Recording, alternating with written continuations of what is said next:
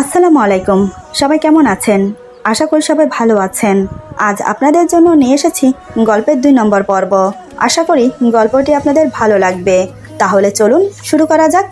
ওড়নাটা কোনো রকম ভালো করে গায়ে জড়িয়ে নিলাম। আবার আমি একদৃষ্টে গাড়ির দিকে তাকিয়ে আছি। গাড়ির দরজা হাট করে খুলে গেল। আমি বেশ চমকে উঠলাম। ভয় যে করছে না তা কিন্তু নয়। এই নির্জন রাস্তায় আশেপাশে কেউ নেই, তাই ভয় পাওয়াটা স্বাভাবিক। হঠাৎ গাড়ি থেকে আমাকে অবাক করে দিয়ে নেমে এলো রাজ স্যার। আমি তো অবাক, উনি এখানে এখানে উনি কি করছেন? আমি উঠে দাঁড়ালাম। আমার সামনে এসে স্যার বলে, কি ব্যাপার, তুমি এখানে কি করছো? রাত 8টা বাজে, বাসায় যাও। আর এত ঠান্ডায় কোনো সোয়েটার বা জ্যাকেট না পরে ওড়না পরে আছো কেন? ঠান্ডা লেগে অসুস্থ হয়ে পড়বে তো। আমি বললাম, যাব, আরেকটু এখানে বসি তারপর। রাজ স্যার বলে, এত রাতে এখানে একা বসে থাকা নিরাপদ না, তুমি বরং গাড়িতে বসো, আমি তোমাকে ড্রপ করে দিচ্ছি। আমি তো আরো অবাক যে উনি আমাকে নিজের গাড়িতে করে ড্রপ করে দেবে বলছে। প্রথমে তো মনে করেছিলাম উনি আমাকে জোর করে গাড়িতে উঠিয়ে নিয়ে যাবে, কিন্তু না, সেটা করেনি। মনে মনে হাঁপ ছেড়ে বাঁচলাম। আমি বললাম, তার প্রয়োজন নেই স্যার, ধন্যবাদ। স্যার, আপনার কাছে হাত জোর করে ভিক্ষা চাইছি, প্লিজ আমাকে টাকাটা দিন, আমি আপনার টাকা পাই পাই করে শোধ করে দেব। স্যার বলে, আরে আমি কখন বললাম যে আমি তোমাকে টাকা দেব না? টাকা তো আমি এখন এই মুহূর্তে তোমাকে দিতে পারি, কিন্তু তার বিনিময়ে যে তোমাকে এক রাত আমার সাথে থাকতে হবে, পুরোপুরি আমার হয়ে। আমি বললাম, এটা অসম্ভব স্যার, আপনি বুঝতে পারছেন আপনি কি বলছেন? স্যার বলে, আমি জানি আমি কি বলছি। দেখো, এখানে এত ভাবার কি আছে? এই কথাটা তোমার আমার মাঝে সিক্রেট থাকবে, কেউ জানবে না। তাহলে এত ভাবার কি আছে? দেখো, আমি তোমার সাথে জোর করব না, তুমি যদি নিজের ইচ্ছা চাও তাহলে সব হয়। আমার নাম্বার তো তোমার কাছে আছেই। এই বলে রাস্তার চলে গেল। আমি আবার ধপাস করে বেঞ্চে বসে পড়লাম। 2 হাত মুঠিবদ্ধ করে চোখ বন্ধ করে কান্না করতে থাকি। আজ আমার এই কান্না দেখার মতো কেউ নেই পাশে, শুধু উপরে একজন বসে সব দেখছে। জানি না তিনি আমার কোন পরীক্ষা নিচ্ছে, এই কোন দুবিধার মধ্যে আমাকে ফেলে দিল। একদিকে নিজের সম্মান, অন্যদিকে বাবার জীবন, কোনটাকে বেছে নেব আমি? আমাদের যে বাবা ছাড়া আর কেউ নেই। নানান কথা ভাবতে ভাবতে উঠে হসপিটালে গেলাম। রাত এখন 10:30। মা বোন ছোট ভাইটা না খেয়ে আছে। যাওয়ার সময় কিছু ফল, জুস, ব্রেড আর বিস্কিট নিয়ে গেলাম। আমাকে দেখে মা উত্তেজিত হয়ে বলে, সারাদিন কোথায় ছিলি? ডাক্তারেরা কি যেন বলছে, আমি কিছু বুঝতে পারছি না। আমি মাকে সান্ত্বনা দিয়ে ডাক্তারের সাথে দেখা করলাম। ডাক্তার বলে, ও আপনি এসেছেন, দেখুন কালকের দিনের অংশে যেভাবে হোক অপারেশন করাতেই হবে, তা না হলে রোগীকে বাঁচানো সম্ভব না। আপনি কি টাকা জোগাড় করতে পেরেছেন? আমি কি করে বলি যে টাকা জোগাড় করতে পারিনি? নিজেকে স্বাভাবিক করে বললাম, হয়ে এসেছে, কাল সকালেই জমা করে দেব। এই বলে বেরিয়ে এলাম। কিন্তু আমি জানি আমার হাতে এখন একটা টাকাও নেই। এক রাতের মধ্যে 10 লক্ষ টাকা কিভাবে জোগাড় করব? আমি মার পাশে এসে বসলাম। মা আমাকে দেখে বলে, তোর চেহারা এমন মলিন দেখাচ্ছে কেন রে মা, কি হয়েছে? আমি বললাম, কিছু না, সারাদিন অফিসের ধকলে এমন দেখাচ্ছে। মা আমার মাথাটা ওনার কাঁধে রেখে বলে, এখানে মাথা রেখে ঘুমিয়ে পড়। আমি বললাম, আমি মায়ের কাঁধে মাথা রেখে চোখ বন্ধ করে নিলাম। সারাদিন অনেক পরিশ্রম হয়েছে, তাই ক্লান্তিতে চোখ বন্ধ হয়ে এলো। মায়ের কাঁধে মাথা রেখে কতক্ষণ যে ঘুমিয়েছি জানি না। হঠাৎ একটা দুঃস্বপ্ন দেখে ঘুম ভেঙে গেল। আমি ধরপড়িয়ে সোজা হয়ে বসি। মা বলে, কিরে উঠে গেলি যে, কি হয়েছে? আমি বললাম, কিছু না, ঘুমটা হঠাৎ ভেঙে গেল। বাজে স্বপ্নটা দেখার পর আমার বুকের ভেতরটা ধরপড় করছে। সত্যি এমন কিছু হবে না তো? না, আমাকে যে করেই হোক টাকাটা জোগাড় করতেই হবে। ঘড়ির দিকে তাকিয়ে দেখি রাত 1টা বাজে। ভাবনা চিন্তা করতে করতে শেষমেশ আর উপায় না পেয়ে রাজ স্যারকে ফোন দিলাম। বেশ কয়েকবার ফোন দেওয়ার পর স্যার ফোন রিসিভ করে বলে, বলো, এত রাতে ফোন কেন করেছ? মতের পরিবর্তন হলো নাকি? আমি তো অবাক ওনার কথা শুনে। উনি কি করে বুঝলো আমি ফোন দিয়েছি? আমি তো কথাই বললাম না এখনো পর্যন্ত। আমাকে চুপ দেখে স্যার বলে, অবাক হওয়ার কিছু নেই, আমি জানতাম তুমি আমাকে ফোন দেবে, তাও আবার এত রাতে আননোন নাম্বার দেখে আমি শিওর হলাম তুমি। আমি বললাম, স্যার আমি আপনার প্রস্তাবে রাজি। রাজ স্যার মুচকি হেসে বলে, গুড গার্ল, আমি অ্যাড্রেস দিচ্ছি, চলে আসো, আমি অপেক্ষা করছি।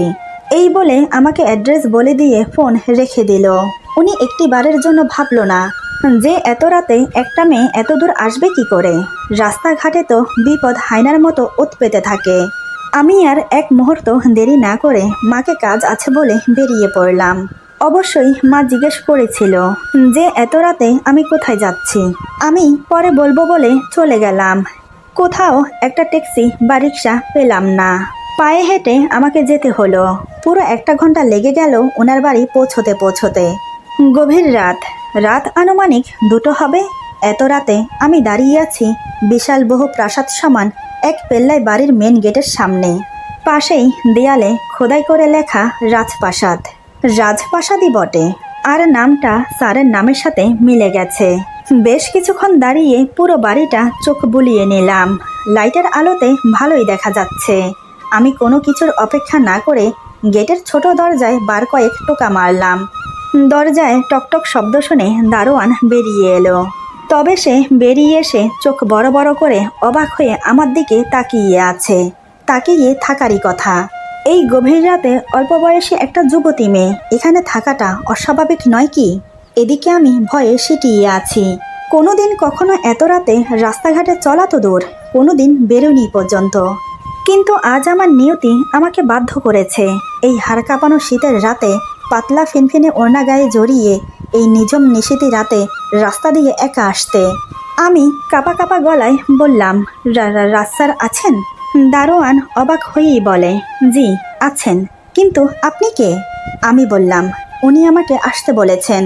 দারোয়ান আমার কথা শুনে আরও অবাক হয়, কারণ রাত 2টো বাজে স্যার কোনো মেয়েকে কেন আসতে বলবে, এটা দারোয়ানের মাথায় আসে না।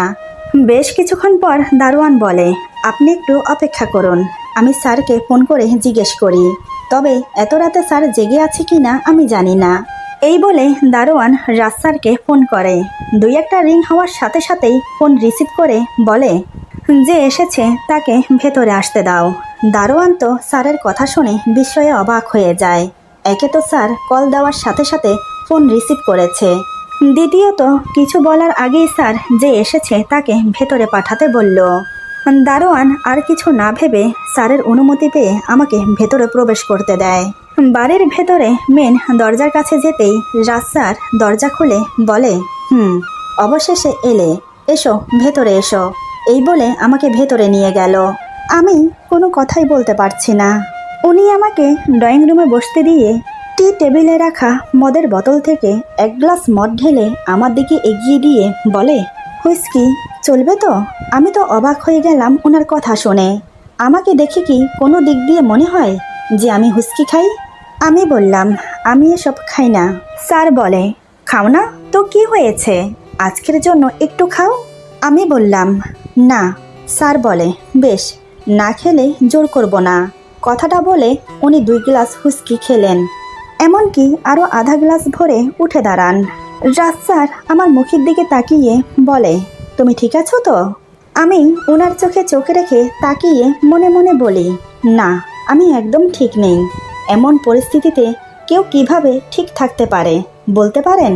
আর কিছু মুহূর্তের মধ্যে নিজের সর্বোচ্চ হারাতে চলেছি, তাহলে ঠিক থাকি কি করে আমি কথাগুলো ভেবে বললাম, স্যার মৃদু হেসে আমার কাঁধে হাত রাখে।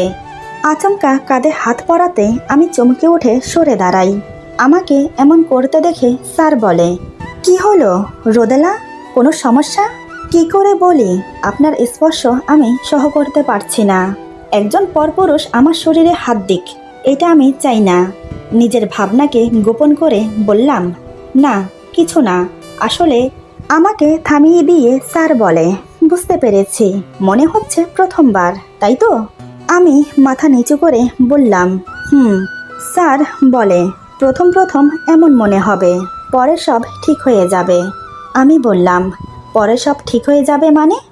স্যার বলে, ওইটা তো কথার কথা বললাম, এখন চলো, এমনিতেও সময় কম। তোমাকে বলেছিলাম সারা রাতের জন্য, কিন্তু তুমি এলে আধা রাত করে, তাই এই আধা রাতেই সারা রাতের চাহিদা মিটিয়ে নেব। এই বলে আবার আমার কাঁধে হাতে রেখে আমাকে ওনার বুকের সাথে মিশিয়ে নিয়ে ওনার বেডরুমে নিয়ে গেল। ওনার স্পর্শ আমার শরীরে কাঁপন সৃষ্টি করেছে, সুখের নয়, ভয়ের। বুকের ভেতরটা ভয়ে আতঙ্কে ধুকধুক করছে। আমি যা করছি সেটা কি ঠিক হচ্ছে? কিন্তু এছাড়া যে আর কোনো উপায় নেই। স্যার আমাকে নিয়ে তার বেডরুমে চলে এলো। রুমে প্রবেশ করে দরজা বন্ধ করে দিল। হাতে রাখা মদের গ্লাসটা খাটের পাশে সাইড টেবিলের উপর রেখে আমার সামনে এসে দাঁড়ায়। রুমটা বেশ গরম, যত সম্ভব গরমের হিটার চালু করে রেখেছে। রাজ স্যার আমার সামনে এসে আমার গলায় পেঁচিয়ে রাখা ওড়নাটা খুলে ফেলে। এখন আমি ওনার সামনে ওড়নাবিহীন দাঁড়িয়ে আছি। উনি আমার বুকের দিকে লোভান্বিত চোখে তাকিয়ে আছে। ওনার দৃষ্টি যেন আমার বুকের উপর থেকে সরছেই না। উনি ডান হাতের আঙ্গুল দিয়ে আমার মুখে আঙ্গুল ঘোরাতে ঘোরাতে গলা বেয়ে আমার বুকের মাঝখানে এসে থামে। আমি তো লজ্জায় চোখ বন্ধ করে আছি, মাথা উঁচু করে ওনার মুখের দিকে তাকাতেও পারছি না। উনি আমার এত কাছে দাঁড়িয়েছিল যে ওনার মুখ থেকে মদের গন্ধটা আমার নাকে এসে লাগছে, কেমন যেন একটা বিশ্রী বোটকা গন্ধ। নাকে গন্ধটা আসতেই পেট গুলিয়ে বমি আসতে চাইছে আমার, কিন্তু আমি বলতেও পারছি না কিছু। দুই হাতে দুই সাইডের জামা শক্ত করে খামচে ধরে চোখ বন্ধ করে দাঁড়িয়ে আছি। উনি আমার কপালে গভীর একটা চুম্বন করল। আমার দুই বাহু ধরে ধীরে ধীরে খাটের একদম কাছে নিয়ে এসে দাঁড় করিয়ে দিয়ে বলে, জামাটা খুলে ফেলো। আমি এবার করুণ মুখ নিয়ে ওনার দিকে তাকালাম। ওনার লোভাতো চোখ দুটো আমার দিকে তাক করা। স্যার বলে, কি হলো, কাপড় খোলো। আমার চোখ দিয়ে টপ টপ করে জল পড়ছে।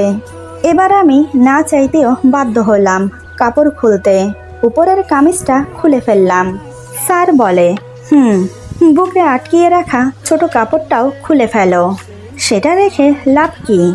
আমার হাত কাঁপছে একটা পরপুরুষের সামনে নিজেকে উন্মুক্ত করতে, কিন্তু আমার যে হাত পা বাঁধা, কিছু করার নেই। আমি চোখ বন্ধ করে সেটাও খুলে দিলাম।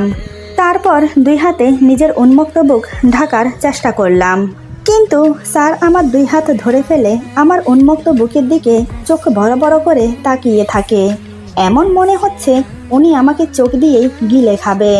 হঠাৎ আমাকে কিছু বুঝতে না দিয়ে ধাক্কা দিয়ে বিছানায় ফেলে আমার উন্মুক্ত বুকে ঝাঁপিয়ে পড়ে। দুই হাতে আমার বুক চেপে ধরে ঠোঁট ডুবিয়ে দেয় আমার ঠোঁটে। পাগলের মতো ঠোঁট জোড়া আঁকড়ে ধরে চুষে কামড়ে একাকার করে দিচ্ছে। অন্যদিকে বুকে জোরে চাপ পড়াতে আমি ব্যথায় ছটপট করছি। এক হাতে উনি আমার সালোয়ারের রশি ধরে টান দিয়ে সালোয়ার খুলে ফেলল। মুহূর্তেই আমি পুরোপুরি বিবস্ত্র হয়ে গেলাম ওনার সামনে। উনি আমার খালি গায়ে হাত বোলাতে থাকে। উনি আমার ঠোঁটে কিস করতে করতে নিজের কাপড়ও খুলে ফেলে। দেরি না করে উনি আমার সাথে সঙ্গমে লিপ্ত হয়। এদিকে আমি ব্যথায় যন্ত্রণায় কাটা মুরগির মতো ছটপট করছি। অন্যদিকে উনি জানোয়ারের মতো নিজের চাহিদা পূরণ করেই যাচ্ছে। আমি যে ব্যথায় চিৎকার করে কান্না করছি সেটা যেন ওনার চোখেই পড়ছে না। কিন্তু বেশি সময় নিল না, একটানা 20 মিনিট করে উনি শান্ত হয়ে গেল। মনে মনে স্বস্তির নিঃশ্বাস ফেললাম আমি। ভেবেছিলাম এখানেই শেষ, কিন্তু না। উনি উঠে কোমরে টাওয়াল পেঁচিয়ে এক হাতে মদের গ্লাস নিয়ে অন্য হাতে একটা সিগারেট ধরিয়ে জানালার পাশে গিয়ে দাঁড়ায়। আমি উঠে বসে কাপড় পরতে নিলে স্যার বলে, কাপড় পরবে না, যেভাবে আছো সেভাবে শুয়ে থাকো। আমার এখনো হয়নি, অনেক দিনের অভুক্ত তো, তাই প্রথমবারে তাড়াতাড়ি হয়ে গেছে। সবে তো 2:30 বাজে, এখনো বাকি রাতটা বাকি আছে। ওনার কথা শুনে আমার আত্মারাম কেঁপে উঠল। তার মানে উনি আমাকে আরো শোষণ করবে। এই 20 মিনিটে আমাকে নরক যন্ত্রণা দিয়েছে, আবার যদি করে আমি তো মরেই যাব। এদিকে বিছানায় রক্তে মাখামাখি। প্রথমবারে এমন, না জানি দ্বিতীয়বারে কেমন অবস্থা হয়। আমি চুপচাপ পায়ের নিচে থাকা কম্বলটা টেনে গায়ে জড়িয়ে নিয়ে শুয়ে রইলাম। বেশ কিছুক্ষণ চোখ বন্ধ করে থাকার কারণে চোখ দুটো খানিকটা লেগে এসেছে। প্রায় আধা ঘন্টা পর হঠাৎ কম্বলটা একটানে শরীরের উপর থেকে নিয়ে ফেলে দিল স্যার। হঠাৎ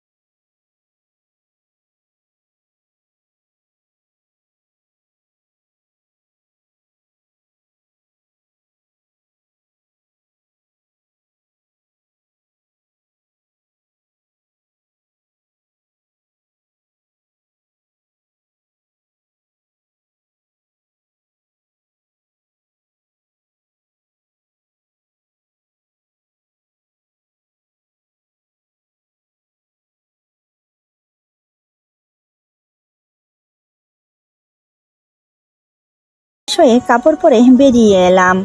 এদিকে আমার আসতে দেরি হচ্ছে দেখে স্যার আবার রুমে এলো।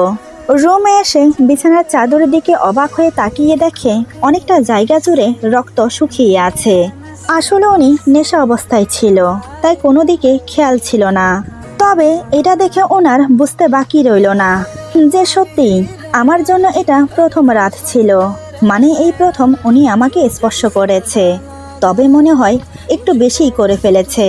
মনে মনে এসব ভেবে আমার দিকে তাকায়। আমার চোখে মুখে ক্লান্তির ছাপ ফুটে উঠেছে। এটা ওনার চোখে এড়ালো না। সত্যি আমার শরীর আজ প্রচুর দুর্বল লাগছে। কিভাবে যে আমি হসপিটালে যাব আমি বুঝতে পারছি না। স্যার আমার কাছে এগিয়ে এসে বলে, রোদেলা তুমি ঠিক আছো তো? ওনার কথার উত্তর না দিয়ে বললাম, আমাকে যেতে হবে, এবার আমাকে টাকাটা দিয়ে দিন। কথাগুলো বলার সময় কান্নায় আবদ্ধ হয়ে এলো আমার গলা। স্যার বলে, ক্যাশ নেবে নাকি চেক নেবে? আমি বললাম, আমার ক্যাশ চাই।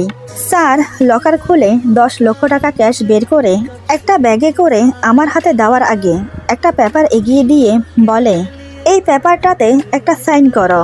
আমি অবাক হয়ে বললাম, এটা কিসের পেপার?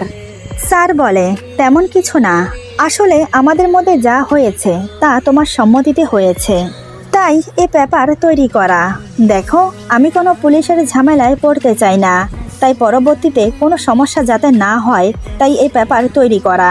প্লিজ এগ্রিমেন্টে সাইন করো। আমি পেপারটা হাতে নিয়ে সাইন করে দিলাম। একবার পড়েও দেখলাম না কি লেখা আছে তাতে। আসলে আমার হাতে সময় নেই, তাই আমি তাড়াহুড়ো করেছি। স্যার বলে, একবার পড়ে নিতে পারতে। আমি বললাম, সময় নেই আমার। স্যার বলে, এখানে পুরো 10 লক্ষ টাকা আছে, কোথায় যাবে বলো, আমি তোমাকে দিয়ে আসি। আর হ্যাঁ, তুমি আজ বিশ্রাম নাও, অফিসে যাওয়ার প্রয়োজন নেই। তোমার শরীরের যা অবস্থা, এই অবস্থায় তুমি কাজ করতে পারবে না। তুমি 2 দিন রেস্ট করে তারপর অফিসে জয়েন করো। আমি বললাম, টাকাটা দেওয়ার জন্য ধন্যবাদ, আর 2 দিন ছুটি দেওয়ার জন্য ধন্যবাদ, তবে আপনাকে কষ্ট করতে হবে না, আমি একাই যেতে পারবো। এই বলে খুঁড়িয়ে খুঁড়িয়ে হাঁটতে লাগলাম। স্যার বেশ বুঝতে পারলো আমার হাঁটতে অনেক সমস্যা হচ্ছে। উনি এসে আমার সামনে দাঁড়িয়ে বলে, চলো আমি তোমাকে দিয়ে আসি। আমি বললাম, প্রয়োজন নেই। এই বলে আমি পাশ কাটিয়ে বেরিয়ে গেলাম। উনি শুধু চেয়ে চেয়ে আমার চলে যাওয়া দেখলো। দোতলা থেকে নিচে ড্রয়িং রুমে আসতেই 3-4টা কাজের মেয়ে আমার চোখে পড়ল। তারা ড্রয়িং রুম পরিষ্কার করছে। আমাকে উপর থেকে নামতে দেখে আর আমার শরীরের অবস্থা দেখে ওরা অবাক হয়ে আমার দিকে তাকিয়ে আছে। জানি না ওরা ফুসুর ফুসুর করে কি বলা বলি করছে আমাকে দেখে। আমাকে নিয়েই হয়তো সমালোচনা করছে। এটাই তো স্বাভাবিক, যে বাড়িতে একটা ছেলে একা থাকে সেই বাড়িতে সেই ছেলের বেডরুম থেকে একটা মেয়ে বের হলে মানুষের চোখে তো কৌতূহল জাগবেই। যাই হোক, ওনার বাড়ি থেকে বেরিয়ে রাস্তায় আসতেই একটা ট্যাক্সি পেয়ে গেলাম। ট্যাক্সিতে উঠে সোজা হসপিটালে চলে এলাম। হসপিটালে এসে মায়ের সামনে দাঁড়াতেই মা যা করলো তার জন্য আমি মোটেও প্রস্তুত ছিলাম না। একে তো সারা রাত শারীরিক নির্যাতন সহ করে এসেছি, তার উপর মায়ের এমন আচরণ একদম অবিশ্বাসজনক। আমি ভাবতেই পারিনি এমন কিছু করবে মা। মুখ দিয়ে কিছু বলার শক্তি হারিয়ে ফেলেছি আমি। এরপর যা হলো, আজকের গল্প এখানে সমাপ্ত। গল্পের বাকি অংশ পেয়ে যাবেন আগামী পর্বে। আশা করি গল্পটি আপনাদের ভালো লাগবে। যদি ভালো লাগে তাহলে কমেন্টে জানাবেন। সবাই ভালো থাকবেন, সুস্থ থাকবেন। আল্লাহ হাফেজ।